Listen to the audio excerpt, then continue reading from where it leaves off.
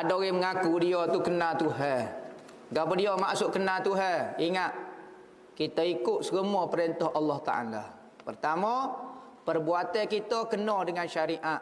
Perbuatan kita mesti kena dengan syariat. Tu maknanya kenal Tuhan. Hati kita betul-betul kenal Allah. Kenal dan merasai. Seperti kita beriktikad Tuhan itu kuasa dan kita merasai kekuasaan Allah. Kita beriktikad Tuhan itu mendengar, kita merasai Tuhan itu mendengar perkataan kita. Tu. Maka orang tu kenal Tuhan dah tu. Ia ada martabat dia. Makrifat ni tak boleh nak beritahu kepada orang sebenarnya. Pertemuan dan pengenalan kita dengan Allah ni tak boleh. Dia kata pas lagu mana lepak tu duk mengaku kenal Tuhan. Hamba tak tahulah dia setara mana, tetapi syariat dia ni tak kena.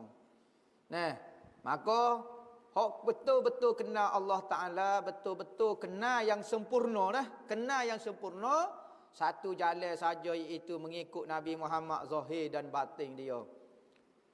Batin Nabi Muhammad pun kita ikut, zahir Nabi Muhammad pun kita ikut.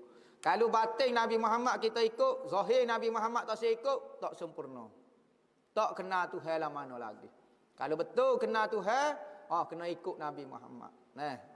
Tak ada lah contoh laqad kana lakum fi rasulillahi uswatun hasanah, zahir dan batin kena ikut Nabi Muhammad. Sebab apa? Sebab dok mendakwa kenal Tuhan, mendakwa kenal Tuhan. Lo ni buku Makrifatullah, bertambung. Boleh tahan nak baca.